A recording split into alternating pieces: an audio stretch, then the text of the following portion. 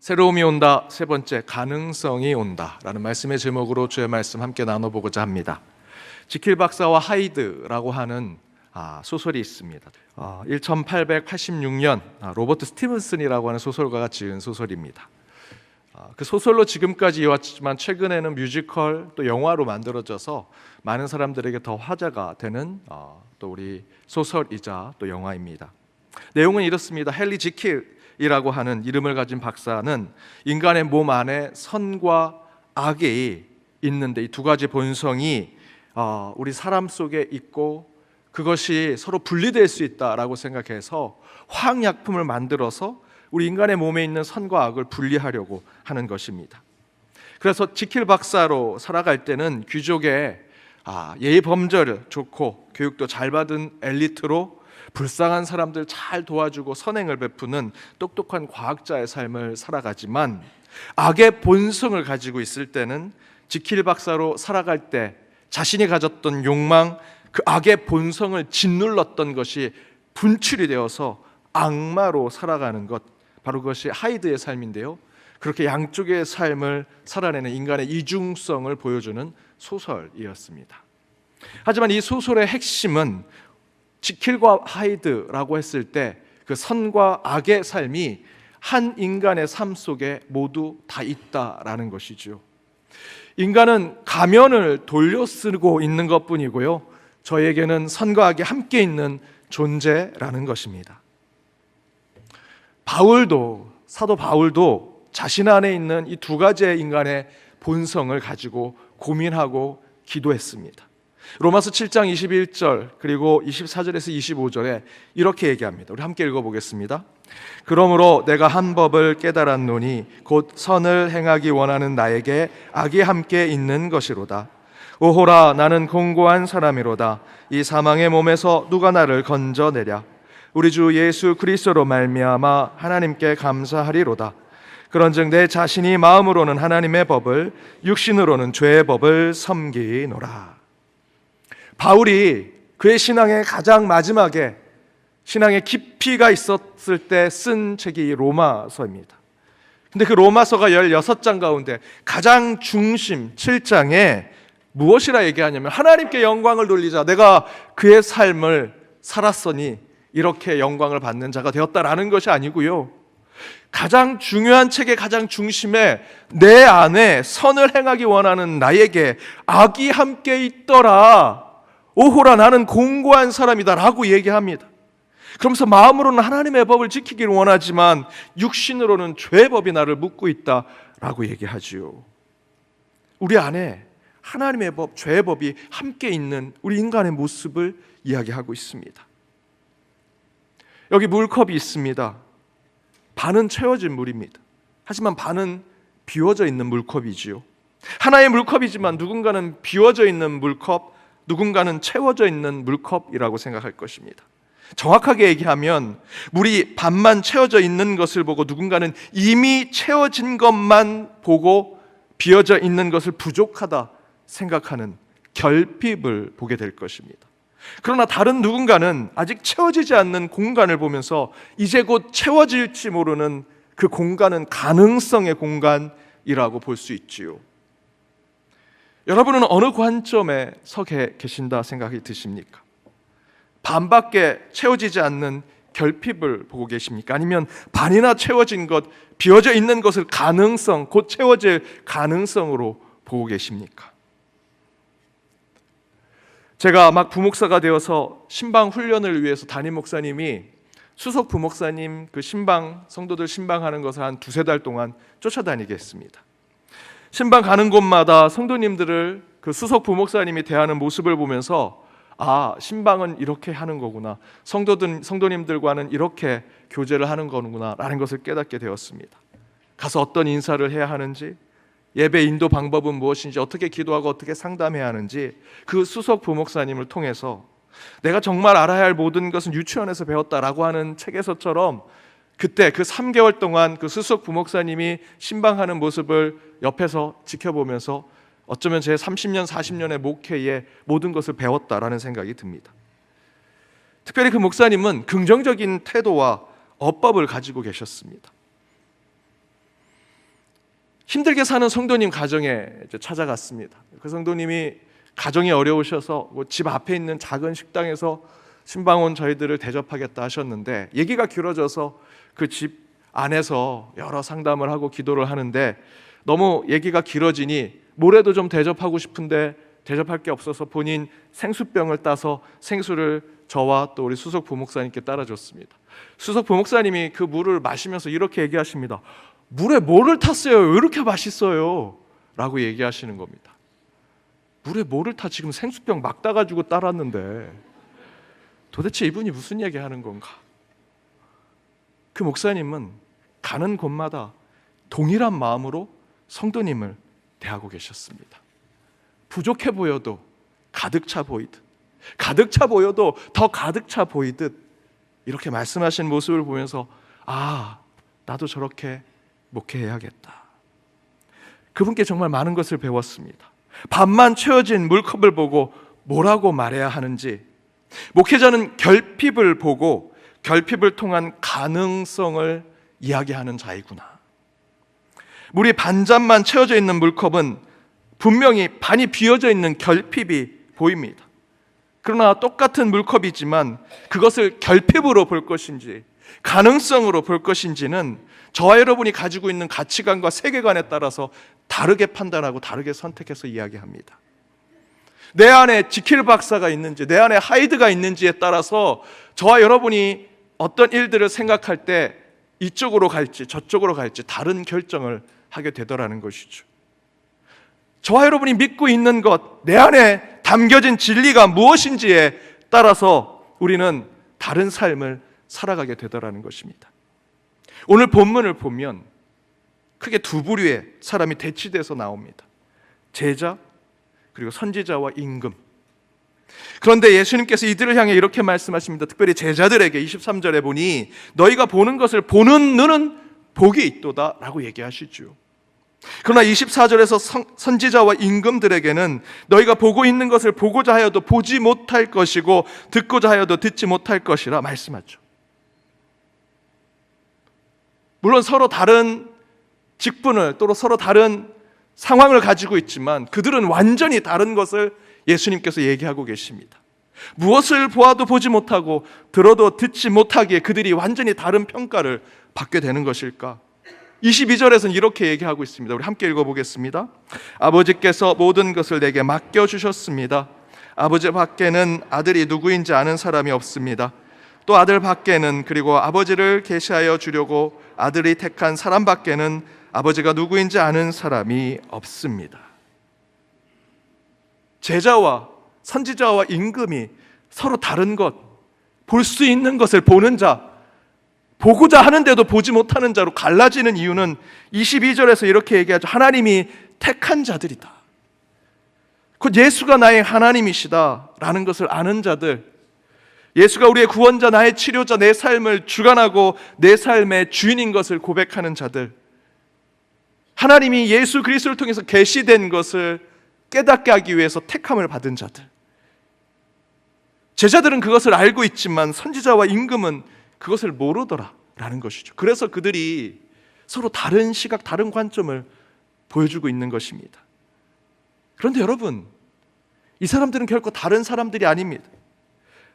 우리는 때로 제자로 살아가고요, 때로는 하나님을 아는 척 지금 이 자리에 단에 서서 뭔가 하나님의 성경에 대해서, 하늘나라에 대해서 얘기하는 저와 같은 선지자처럼 아는 척하는 자로 살아갈 때도 있고요, 또한 이 땅의 권세와 권력을 잡은 임금처럼 살기도 하는 모습이요, 한 사람 안에 다 들어가 있다는 것이죠. 저희는 가면을 쓰고 살아갑니다. 제자의 가면, 선지자의 가면, 임금의 가면을 쓰고 살아가는 존재라는 것이죠. 지킬 박사와 하이드처럼. 그러나 예수님은 세상의 임금과 선지자가 아닌 제자의 삶을 살아야 하는 기준을 분명하게 우리에게 전하고 있습니다. 성경은 이렇게 증거합니다. 21절의 말씀입니다. 우리 함께 읽어보겠습니다. 그때에 예수께서 성령으로 기뻐하시며 이르시되 아버지여, 이것을 지혜롭고 슬기 있는 자들에게는 숨기시고 어린 아이들에게는 나타내심을 감사하나이다. 옳소이다. 이렇게 된 것이 아버지의 뜻이니이다. 여러분, 지킬 박사와 하이드는 서로 떨어질 수 없는 하나의 몸 속에 있는 이중적 존재이지만 우리가 제자로 살지 세상의 임금과 위선적인 선지자로 살지는 분명한 기준이 있습니다. 오늘 본문 21절의 말씀대로 하나님은 지혜롭다고 말하고 세상에선 슬기로운 자라고 스스로 여기는 자들에게는 숨기시고 순수함과 겸손함을 가지고 있는 어린아이에게는 하나님의 뜻을 밝히 드러내게 하시더라라고 이야기하고 있죠. 저와 여러분이 성도이자 그리스도인 저와 여러분에겐 분명한 메시지를 주고 계신 것입니다. 우리의 신앙이 어떤 모습을 가져야 하는가? 슬기로운 척, 지혜로운 저처럼 세상의 권세 잡고 많은 것을 알고 있는 선지자처럼 살아가는 것이 아니라 어린 아이와 같이 될 때 제자가 되는 것이고 하나님의 사람이 되는 것이다. 실제로 저와 여러분은 제자 이전에, 선지자와 임금이 되기 이전에 저와 여러분의 시작점은요, 어린아이에서부터 시작되었습니다. 저희의 육신뿐만 아니라 여러분의 영혼의 삶도 어린아이, 갓난아이와 같은 신앙에서부터 시작이 되었죠. 어린아이는요, 다 잘하지 않은 존재입니다. 부족한 자이고요, 앞에서 전한 설교의 기준대로 설명하면 결핍이 있는 자죠. 완성되지 않은 자입니다. 그런 아이를 어린아이라고 얘기하죠. 저희 집에는요, 지금 제 이 단만한 약통이 있습니다. 저희 아이들에게 먹일 약. 자주 아픕니다. 매번 다칩니다. 왜 이렇게 다칠까? 아이니까. 어린아이니까. 아직 완성이 되지 않았으니까. 완벽하지 못하니까. 저와 여러분의 영혼의 삶도 그 갓난아이의 때가 있었다는 것이고요, 그것이 바로 우리의 출발이라는 것입니다. 그런데 성경에서 바로 그런 결핍하여 아직 완성되지 않은 아이들에게 하나님은 하늘의 뜻을 그들에게 주셨다라고 증거합니다. 굳이 비유로 앞에 물컵에 빗대어서 말씀을 드리면 아주 작은 한 모금의 물만 채워져 있는 물컵 정도의 우리의 존재의 모습이 바로 신앙의 모습, 어린아이의 모습이라는 것이죠. 화분으로 빗대서 얘기하면 씨를 심어서 아직 새싹이 돋아오르지 않았지만 푸릇푸릇 무엇인가 흙 속에서 올라올 것 같은 그런 상황들이 저와 여러분의 신앙이 되어야 한다는 것입니다. 그런데 바로 그런 완전하지 않고 결핍되어 있고 여전히 부족해 보이는 모습대로 우리 하나님은 그렇게 우리 아기 예수로 이 땅에 오셨다라는 그 사건이 성탄절입니다. 그러나 성탄은 하나님이 결핍된 존재이다, 부족한 하나님이다라는 것을 말하는 것이 아닙니다. 성탄은요, 오늘 본문의 말씀대로 어린아이에게 하나님의 뜻이 숨겨져 있어 그들이 바로 거룩한 가능성이다라는 것, 바로 아기 예수가 이 땅에 오신 것은 그 거룩한 가능성이 이 땅에 임하는 것을 이야기하는 것입니다. 그것이 성탄이죠. 이제 2주 후면 성탄입니다. 성탄 때 우리 예수님은 갓난아이로 오셨습니다. 그 이야기는 곧 예수님이 이 땅에 가능성으로 오셨다는 것이죠. 제가 앞에서 말씀드렸던 저희 아이들 약통이 이렇게 큽니다. 예수님도 그 어린아이로, 갓난아이로 이 땅에 오셨습니다.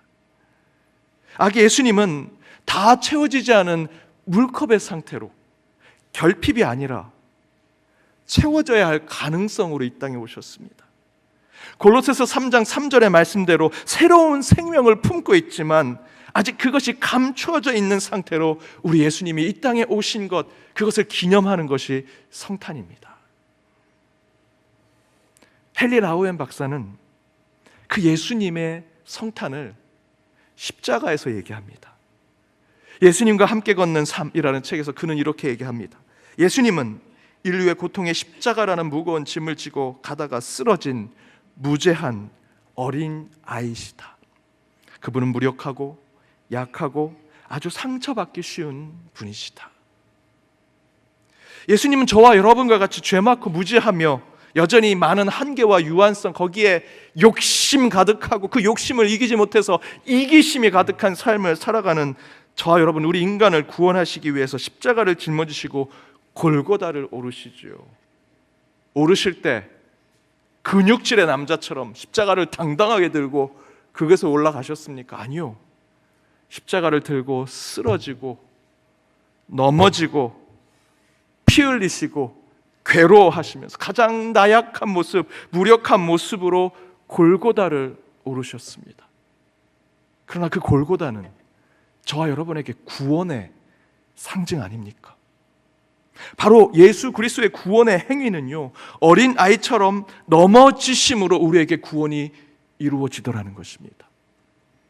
그분이 강한 힘과 굳건한 다리로 십자가를 짊어지고 근육질의 남자가 그 십자가에서 나는 여기서 죽고 부활할 것이다 라고 한 것이 우리에게 구원이 된 것이 아니고요, 어린아이처럼 십자가를 짊어가다 넘어지고 쓰러지고 무릎이 깨지고 울고 힘들어하고 괴로워하고 신음소리를 내는 그 아이의 모습이, 그 아이의 넘어짐이 저와 여러분에게 구원이 되더라는 것이죠.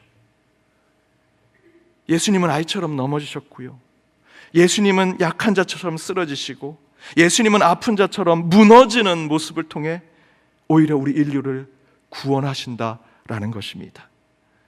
십자가의 구원의 핵심은 우리 예수님이 어린아이처럼 넘어지심으로 그 구원이 성취되는 것이죠. 그것은 성경에 이렇게 기록되어 있습니다. 고린도전서 9장 22절에 약한 자들에게는 내가 약한 자와 같이 된 것은 약한 자를 얻고자 함이라. 사도 바울이 예수님께 감동을 받고 이렇게 표현합니다. 내가 약한 자를 구원하기 위해서 나도 약한 자가 되겠다. 저와 여러분 지금 이 자리에 물이 가득 채워져 있는 컵으로 인생을 사는 분 몇 명이나 되겠습니까? 우리는 다 결핍에 빠져 있는 자들이죠. 늘 쓰러지는 자입니다. 약한 자죠. 주님이 말씀하십니다. 그 약한 자를 구원하기 위해서 나도 약한 자가 되었다. 이사야 40장 29절에 피곤한 자에게는 능력을 주시며 무능한 자에게 힘을 더하여 주시리라. 피곤하고 무능한 자, 주여 여기 있습니다. 그들에게 하나님은 구원을 주시겠다. 고린도서 12장 10절에 이렇게 얘기합니다. 그러므로 내가 그리스도를 위하여 약한 것들과 능욕과 궁핍과 핍박과 곤란을 기뻐하노니 이는 내가 약할 그때에 곧 강함이라. 사도 바울이 왜 이렇게 고백합니까? 예수 그리스도의 구원은요, 강함과 힘셈과 저 높은 곳에 있는 권세에서 나온 것이 아니라 약한 것들과 능욕과 궁핍과 핍박과 곤란을 받을 때 그 약함이 오히려 우리에게 구원을 이루는 강함임을 보여줬기 때문에 바울이 이렇게 고백하는 것이죠. 십자가가 구원인 것은요, 그분의 약함에서 그것이 이루어지기 때문입니다. 예수님이 십자가에서 갑자기 손과 발에 박혀져 있는 못을 빼고 슈퍼맨처럼 내려와서 초인적인 하나님의 된 모습의 그 신비적인 현상으로 십자가가 구원이라 생각해서 이곳에 오신 분 아무도 안 계시지요. 그 대신에 마치 갓난 아이처럼 무력하기 짝이 없는 그 예수님의 모습으로 십자가에 달려 죽으시는 그 우리 예수님의 모습에 저와 여러분이 구원받았다 고백하여 이 자리에 있는 거 아니겠습니까? 십자가 때문에 지금 우리가 이 자리에 함께하는 것이죠. 그러나 예수 그리스도의 그 십자가 위에서 어린아이처럼 무력하게 죽어감으로 우리를 구원하신 예수 그리스도의 모습이 십자가에만 있는 것이 아닙니다. 바로 저와 여러분이 지금 소망하고 기다리는 성탄에서부터 그것은 시작이 됩니다. 예수님은 처음부터 태어나실 때 슈퍼맨으로, 영웅으로, 천재로, 성인으로 이 땅에 오신 것이 아니죠. 우리를 구원하신 예수님은요, 어머니 마리아, 육신의 아버지 요셉의 도움 없이는 살 수 없는 자였습니다. 마리아 어머니, 육신의 어머니인 마리아 어머니가 그때는 이유식도 없어요. 어머니 입속에서 그 음식을 다 잘게 부순 것을 아기 예수에게 먹여주지 않았다면 예수님은 살아낼 수 없습니다. 부모가 아니었으면 걸어 뛸 수 없었고요, 숨 쉴 수 없는 그런 존재로 예수님은 이 땅에 가장 먼저 오셨습니다. 그 아기가 저와 여러분에게 구원자가 되었다는 것이죠. 아무것도 못하실 그분이 어떻게 우리에게 구원자가 될 수 있습니까? 하지만 여러분, 저와 여러분이 믿고 있는 구원의 비밀은요, 바로 무력하기 짝이 없는 그 예수님, 너무나 많이 비어져 있는 물컵과 같은 그곳에 그것이 결핍이 아니라 영적인 가능성으로 마음에 품고 그분을 바라볼 때 우리 가운데 구원이 이루어진다는 것입니다. 갓난아이를 키우는데 인류의 근원을 공부 많이 한 철학자가 아이를 제대로 키우겠습니까? 생명의 신비를 연구하고 탐구하는 목적으로 아이를 키우고자 하는 과학자나 의사가 아이를 잘 키울까요? 유아교육, 아동심리학 박사가 어린이들 행동 양식을 잘 파악해서 아이들을 정말 제대로 키울까요? 여러분, 그렇지 않죠. 자기 손에 무엇인가 성과를 얻고 결과를 얻기 위해서 그 아이를 통해서 업적과 열매를 따고자 하는 마음으로 아이를 키우면 아이를 제대로 키울 수 없습니다. 내가 너를 유치원 때부터 대학 때까지 내가 계산 다 해보니까 수억을 너한테 썼더라. 너 다음부터 나한테 이제 매달 얼마씩 보내라. 여러분, 그런 취지로 아이들을 키우십니까? 그런 마음으로 아이를 키우면요, 제대로 키울 수 없습니다. 그런 아이는 제대로 자랄 수 없죠. 진정으로 아이를 키우는 엄마, 아빠의 마음은요, 그런 성과를, 무엇인가 열매를, 결과를 얻으려고 하는 것이 아니죠. 오늘은 30번 일어서려고 하다가 넘어졌는데 내일은 일어서겠지. 어제는 감기에 여러 질병에, 올해는 너무 아팠지만 내년은 조금 더 건강한 우리 애가 되겠지. 올해는 책을 잘 못 읽었지만 내년에는 학교에 들어가면 책을 좀 잘 읽겠지. 지금은 사춘기라 늘 질풍노도의 삶을 살아가지만 사춘기가 좀 지나면 이제 좀 마음을 내려놓고 좋은 성품의 삶을 살아가겠지. 부모의 마음은 아이들에게 무엇인가 성과를 얻으려고 하는 게 아니고요, 그들의 가능성을 보는 거죠. 그 가능성 때문에 저와 여러분이 아이를 키우는 거 아니겠습니까? 우리 아이들은요, 그 가능성을 품고 있습니다. 그 모습대로 예수님이 이 땅에 오셨다는 것. 사랑하는 여러분, 저와 여러분은요, 가능성의 존재입니다. 왜? 우리 예수님이 그 가능성으로, 영적인 가능성으로 이 땅에 오셨기 때문입니다. 이 자리에 있는 저와 여러분, 어찌 보면 나름 지위를 가지고 있습니다. 소유와 물질도 있고요, 명예로운 자리에도 있습니다. 지식 경험, 여러분 머리와 가슴 속에 가득 차 있으리라 생각이 듭니다. 여러분의 인생을 물컵으로 생각하면 가득 차 있는 것처럼 느껴질 수 있지요. 하지만 우리 믿음의 사람들은, 우리는 늘 그 물컵이 다 채워지지 않은 것을 깨달아야 합니다. 하지만 그것을 결핍으로 보지 마십시오. 부정적으로 보지 마십시오. 그 비워져 있는 것은 가능성입니다. 바로 우리 예수님이 그 영적인 가능성으로, 아기로 이 땅에 오신 것을 기념하는 것이 성탄절입니다. 그렇다면 저와 여러분이 이 대림절 때 어떻게 기도해야겠습니까? 성령이여 나를 채우소서.